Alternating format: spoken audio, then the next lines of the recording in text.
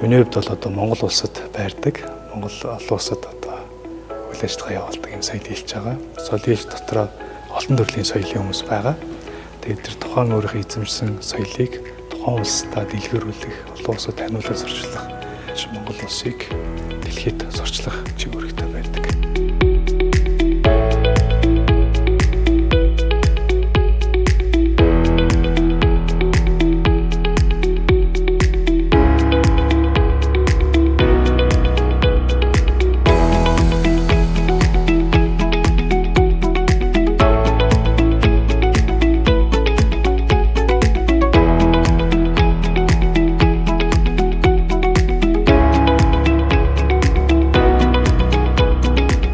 Үндэсний мэдээллийн Монцомын агентлагийн соёлын элч ярилцлагын зочин хойморт Монгол улсын соёлын элч Монгол угсаатан хэл хуурчдын холбооны ерөнхийлөгч Монгол улсын соёлын тэргүүний ажилтан Бямбагийн наран дэлгэр өргөдлөө. Танд энэ өдрийн мэнд төргий. Баярлалаа. Энэ өдрийн мэнд төргий. Баярлалаа. Тэгэхээр Монгол угсаатан хэл хуурчдын холбооны одоо салбарыг 21 аймагт байгуулсан байна. Дэлхийн хэмжээнд ч гэсэн одоо холбооныхоо үйл ажиллагааг өргөжүүлж чадсан байна. Тэгэхээр энэ тухай хоёулаа яриагаа эхлэвэл Монгол угсаатан хэл хуурчдын холбоо маань 2023 оны 11 сард байгуулагдсан. Нийтдээ одоогоор Европын 8 улс, за Америк, Япон, Солонгос, Хятад, Орос гэх мэтлэн одоо олон улсуудаар явж тэнд байгаа Монгол гэр бүлтэй уулзалт хийж нийтдээ одоо 4800 гаруй Монгол гэр бүлтэй уулзалт хийсэн байна. За 3800 гаруй тухайн улс иргэдэд одоо соёлын Монгол уламжлалт одоо хэл хуурын соёл, цуур, хөөмийн соёлыг бас таниулаад сурчилж бас өвлүүлсэн ажлууд маань явагдаж байна. 21 аймагта 100 гаруй одоо хэл хуурын соёлын бит бус одоо хоолойлын бие биелгээ, уртын дуу гэх мэтлэн одоо соёлын өвийг өвлөө уламжлагч нарыг бас энэ холбоонд нэгтгэж олон ястан, олон одоо угсаатны сайхан 4 үеэр, 5 үеэр үрж ирсэн тэр өвийг дараагийн өвлөө уламжлуулах, дараагийн хойч үедээ өвлүүлэх ажлыг хийлгэе. Тэр төвөөрөө дамжих сургалтыг хий. Дээрээс нь одоо энэ хэл хуурын одоо хөгжмийн зэмсгүүдийг урлах ажлуудыг эхлүүлээд одоо 3 дахь жилдээ яваад бид тэр олон улсад одоо хууруудаа хөдөлж байна. Соёлын экспортод гаргаж чадлаа. Мөн олон улсад бас олон томоохон том тоглолтуудад, фестивалуудад манай өвлөө уламжлагч нар оролцдог боллоо.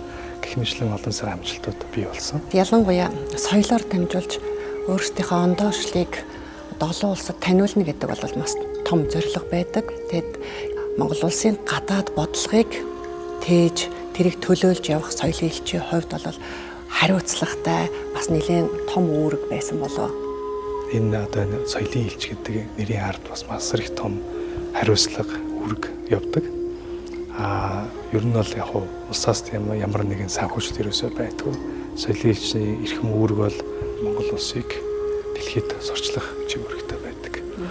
Тэгэхээр яг нэг талаасаа бид нар санхүүгийн одоо эрхчлэн тийм Монгол хүн болгонд хүрсэн бол байхгүй. Гэхдээ бас уран бүтээлчээр олон улсын бас томоохон тоглолтууд орж ирж байгаа урлагаараа яг энэ соёлын элчийн ажлыг бас амжилттай хийдэг.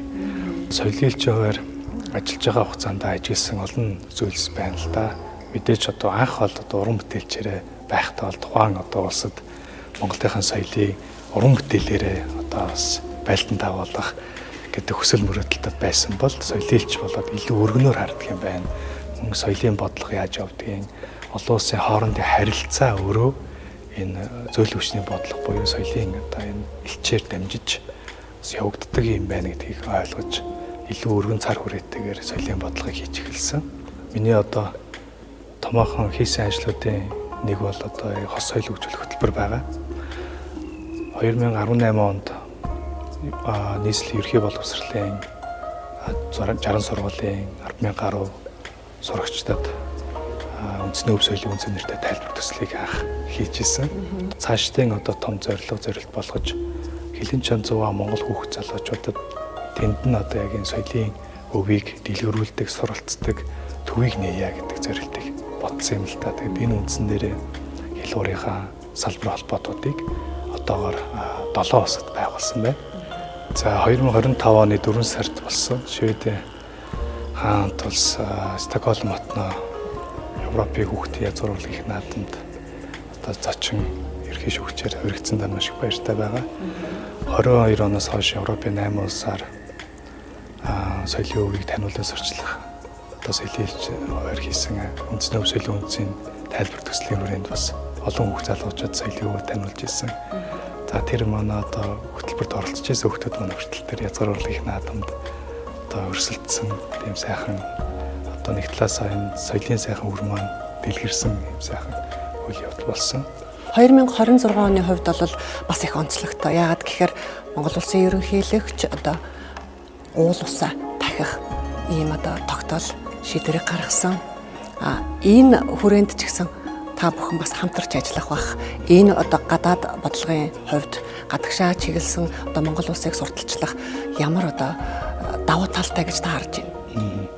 Энэ жил COP17 Монголд болно. Тэгээ гал морин жил Монгол улсад дэлхийн 197 улсын төлөөлөгч нар ирнэ гэдэг бол үнэхээр их гайхалтай жил болж байгаа. Монголчууд бидний одоо дэлхийд дахин одоо суугаад олон улсын ялангуяа байгаль экологийн чиглэлээр судалгаа хийдэг эрдэмтэд одоо нүдлийн соёлоо таниулан сурчлах том боломж гэж харж байгаа. Байгаль эхтлэхий гэдэг бол өөрөө хүнтэй хүн байгаль хоёрын хоорондын шүтэлцээнд тогтолцоос байдаг. Хүнгүй бол байгаль хүнэгтэй, байгаль бол хүн төрөлхтөн оршин тогтнохгүй байдаг. Тэрнтэй одоо холбоотойгоор энэ хуур хөгжмийн төрөл, номон хуур гэдэг хөгжим байгаа. Ном сум хэлбэртэй. Энэ хөгжим маань өөрөө лувс савдгийг одоо харагдаж хур бороогүй ган гачигтай газрын хурыг хур бороо оруулж ган гачиг тайлдаг юм өвдөлтөй гайхалтай хөгжим. Тэгээ бидэд бас энэ 2026 онд COP17-гийн бас үйл ажиллагаануудад энэ соёлыг үзүүлэх монголчууд бидний энэ байгаль ихтгэлхийг ингэж харагдаж ингэж хур бороо оруулж ийм сайхан үзэсгэлэнтэй байгальд амьдардаг ард түмэн шүү гэдгийг бас соёлоороо харуулахыг хичээж байгаа. Тэгээд төрийн тэргүүний хувьд далайн ээж буюу хөвсгөл талайгаа бас дахих энэ сайхан зарлиг гаргасан миний бие маш их баяртай байна. Яагаад тэгэхээр энэ байгаль их ундраг хөвсгөл талай ээж маань норон сайхан тэнэж байгаа байх гэж бодож байна. Хоёрдугаар байгаль ертөнцтэй өв дээц маань их баярлж байгаа болов гэж бодож байна. Дээрээс нь одоо Монгол одоо уламжлалт хангаах ухааныг одоо хөгжүүлэх зарлиг гаргасанд миний одоо уран бүтээлч маш их талархаж байна. Яагаад тэгэхээр Монгол уламжлалт хангаах ухааныг дагаад одоо олон төрлийн соёл маань эргэж сэргэн олон төрлийн соёл маань олон улсад бас танигдах их том гүр болж байгаа. За энэний нэг нь одоо Монгол уламжлалт хөгжинд имчилгээ маань ч гэсэн, бясалгал маань ч гэсэн хангаах ухаанд орж явж байгаа. Тэгэхээр энэ сайхан түүхэн үе ирсэн байна. Тэгээ Монгол улс ирээдүйд өшөө их мандан бадрах гэж миний боддог. Тэгээд Монгол уламжлалт хөгжим бясалгал гэдэг энэ төсөл хөтөлбөр маань дэлхийн тэр бум хүмүүнийг одоо бясалгал хийдэг болгох тэр соёлыг түгээх их том одоо мөрөөдөлтөөр эхлээд олон улсад бас ингээд дэлгэрээд явж байгаа туйл их баяртай байна. За тэгээд ер нь энэ язгуур урлаг энэ өв соёлыг бас өвлөн түгээж явж байгаа хувьд өв дээдсийнхаа баярлуулахын сан гэж их боддог болсон. Тэгээ сүүлд 2019 онд Монгол улсад 1500 гаруй хөөмжт нэгэн зэрэг хөөмөлж 1308 хөөмжт маань генест бүртгэгдсэн амжилт байдаг. За тэр амжилт нь миний би бас усан дотор хөөмөлөн бас битбокс хийж одоо бүртгүүлсэн.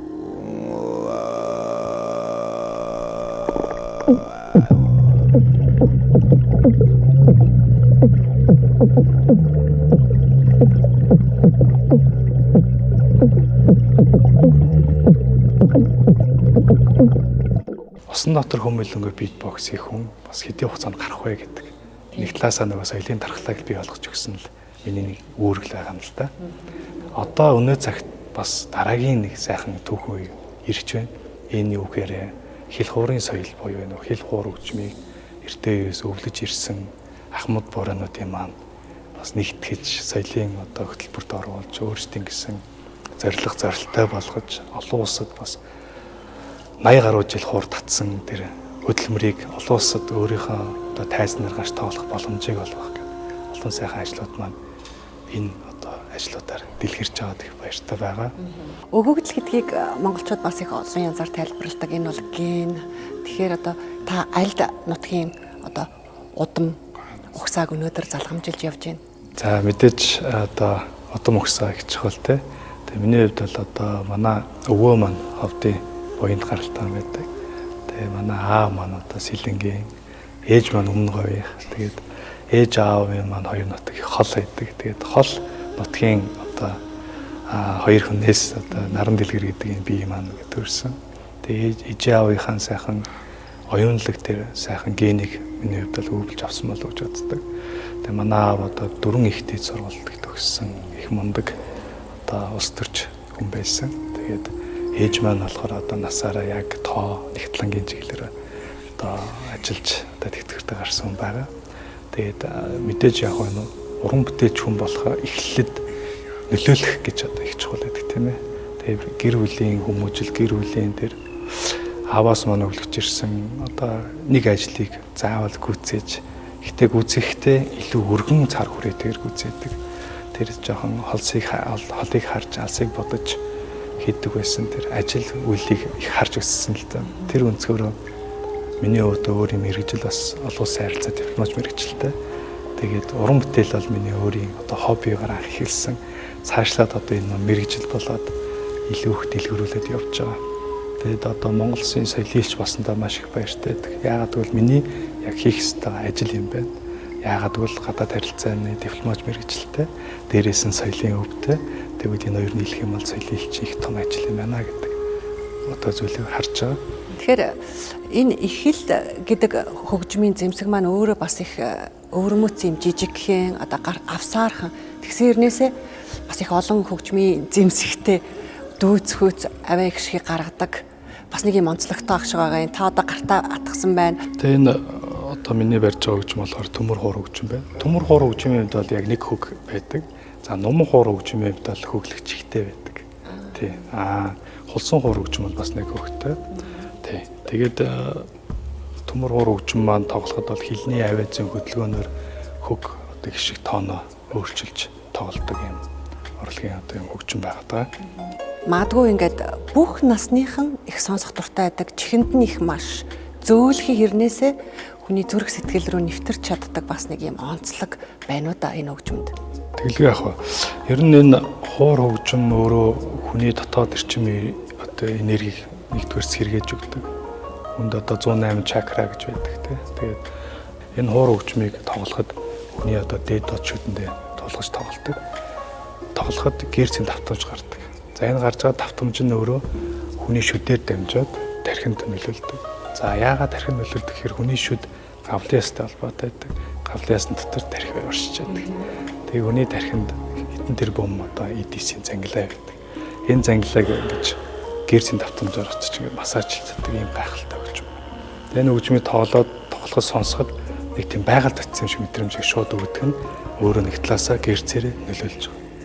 Одоо би та бүхэнд бас Монгол уламжлалт хуур хөгжмийн татлагаас татъя. Тэгээд эхлээд татах татлаг маань болохоор хилээр ямар ч гар оролцохгүйгээр хуур хөгжмийг бас татаж үзүүлье. Тэгээд Монгол уламжлалт одоо хуурын татлаг дотроо хүүх хийлийн татлаг гэж байдаг. За.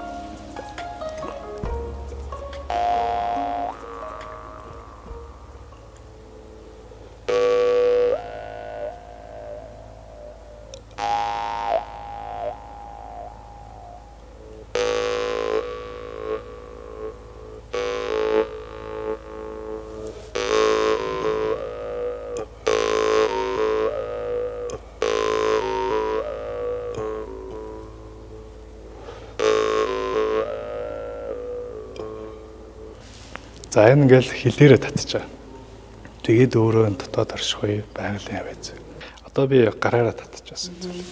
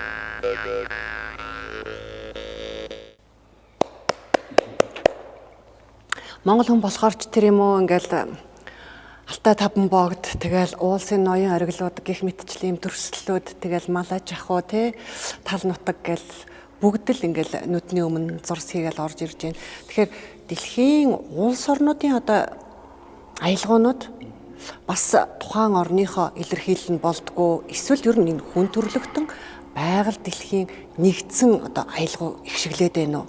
Магадгүй ер нь энэ аялгуунуудыг ноотлсон байдаг юм уу? Эсвэл одоо дахин давтагдчихгүй мэдрэмжийн одоо аялгау байдаг юм уу?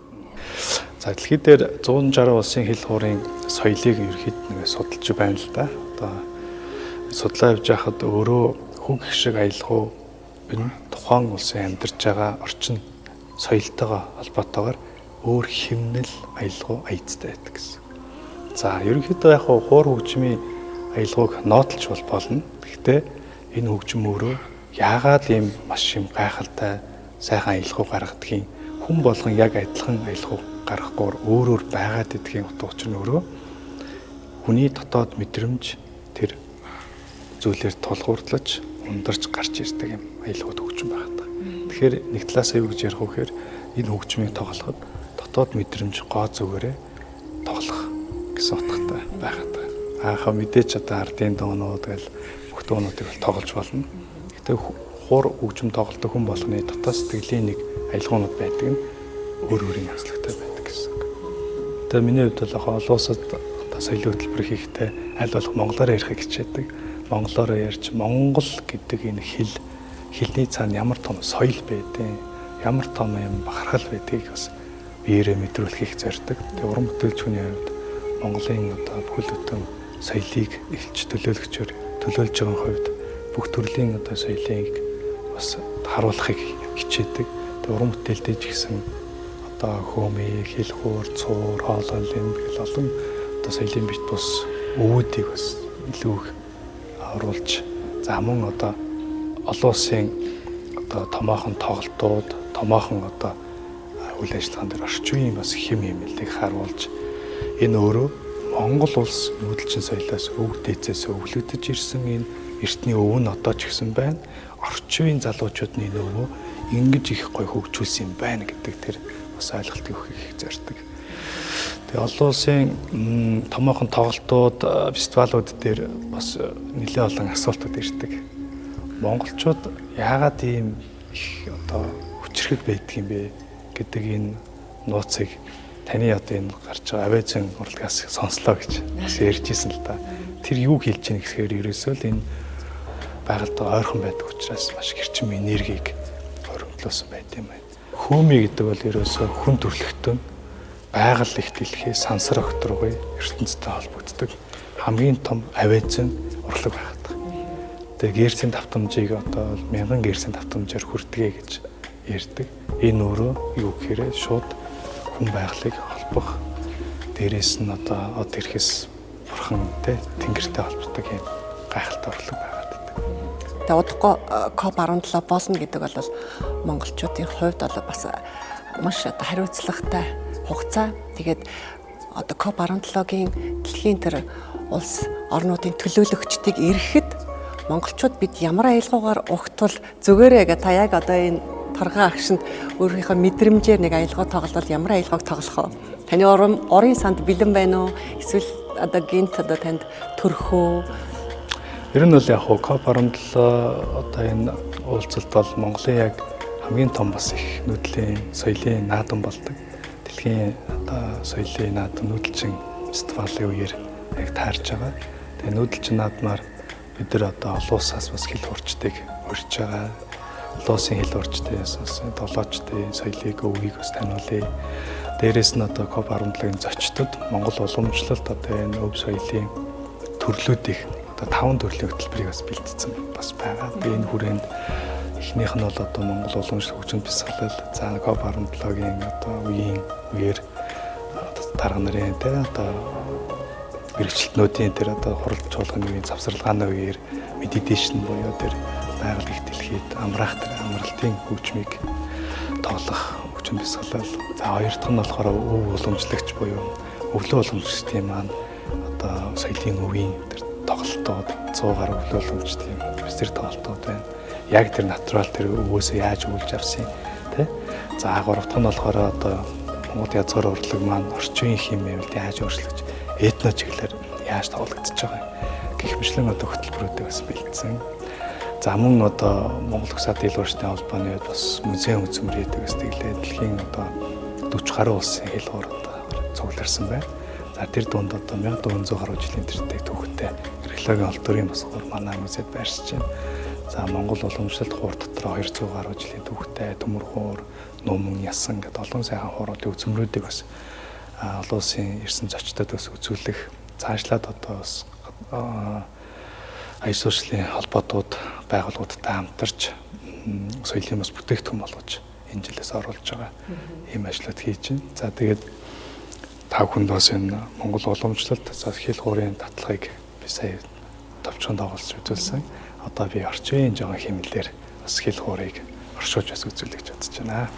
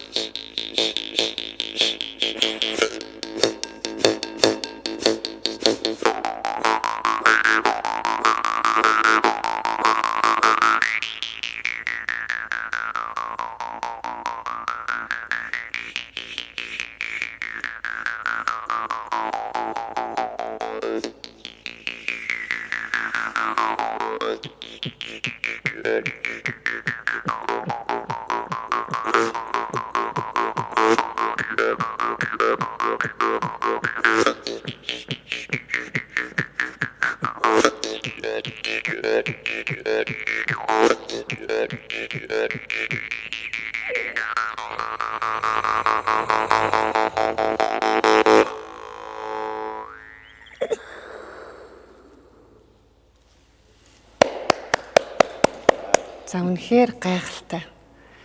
Ямар олон агуулгыг энэ дотор багтаасан тийм ээ. Ямар өргөн цар хүрээтэй. Одоо ингээ харахад ийм жижигхэн гарт багтсан, алагт багтсан энэ зэмсэг өөрөө ямар хүчтэй вэ? Монгол дээлээ өмсөд Монгол одоо өв соёлоо таньж мэдсэн хүн өөрөө их төлөвшөж хүмүүжчдэг юм уу? Ялангуяа энэ өсвөр насныхны хүмүүжилд бас их нөлөөтэй байдгийн байх гэж харагдаж байна. Тий. Тэгэлгүй яг одоо энэ бидний одоо өвгдөөсөөс өвлж ирсэн хувцс гэдэг бол масар их том соёл гэдэг. Тэгээ одоо миний өнөөдрийн өмссөн байгаа дээл бол энэ Монгол эртний язгуурын юм сайхан дээл байгаа. Тэгээд бас дээл хувцсны соёл бол одоо олон одоо соёлыг шингээж идэг. За мэдээж одоо соёлын хэлчээр олон улсад олон ч одоо үйл ажиллагаанд оролцож байна. Уран бүтээлчээр ч олон үйл ажиллагаанд орж тоглож байна. Тэгэхэд бидрийг одоо бусад улс орноос ялгарах тэр ондоочлыг бол бидний бас гадаад одоо энэ өмсгөлтэй энэ дээл хувцс маань үргэлж Монгол гэдгийг татгалж байдаг. Тэгээд сүүлд сайхан якуудад тоглолтоор явж байхад Чингис хаан гэдэг тэр нэршлиг аваад тэгээд мэдээж бид нар бол одоо монгол хүмүүс тэгээд хилэндээ салхаад Монгол гэдгээ бид нар үргэлж санах хэрэгтэй. Тэгээд үргэлж одоо энэ соёлын элч гэдэг хүн бол зөвхөн одоо Монгол улсын гадаад харилцааны яамнаас томилоод нэг хэсэг бүлэг хүмүүс соёлын элч байгаад яваад идэв юм аа. Соёлын элч гэдэг бол Монгол улсын хилээр алхсан хүн болгон соёлын элч байдığım аа гэж бас хэлмээр байна. Яагаад тэгэхээр Монгол гэдэг нэрийг үргэлж авч явж байгаа учраас тий. Тэгэхээр бид нар олон улсын одоо орноор аялахтаа хүртэл Монгол гэдэг нэрээ бодож, нэр хүндээ бодож, соёлыг түгээдэг сайхан элчнэр шүү гэж бас бүгдийг бас хэлмээр байгаа. Манай зочин хомирт хүрэлцэн ирсэн танд талархал илэрхийлье. Ингээд ярилцлага энд хүрээд өндөрлөж байна. Магадгүй танд дахиад одоо тодтогч хэлэх зарим зүйл үлдсэн бол энэ хугацааг танд үлдээе. Олон улсад одоо яг энэ гадаад харилцааны яамны соёлын хичгээд харилцаад танаа одоо гадаад харилцаа маш их өндөрөөр ингэж ажиллаж байгаа гэдэг олон хүмүүсээс юм сайхан эрг мэдээлүүд. Дээрээс нь одоо гадаад харилцаанд хийж байгаа бодлогын хүрээ, за ерхийлчийн томоохон айлчлууд гэдэг олон одоо зүйлээс манайхан харж байгаа бах тий. Цаашдаа ч гэсэн Монголын бас энэ зөөлөн хүчний бодлогыг өшөө их дэлгэрүүлэх, өшөө олон одоо улс төрийн томоохон одоо бодлого гаргахад дэмжлэг болох хүсэл мөрөөдөл их байгаа. Монгол улсыг дэлхийд дахинд одоо мандан бадрах үе одоо бидний үед ирчээд байна. Тийм учраас соёлын элч нартайгаа мөн одоо цаашлаад залуу үе, хойч үеийнхэн маань ч гэсэн Монгол соёлоо өвлж авч, Монгол соёлоороо гангарч, олон улсад бас Монголоо бас дэлгэрүүлэх ажил дээр бас хамтарч ажилламаар гэж хүсмээр байна. Баярлалаа.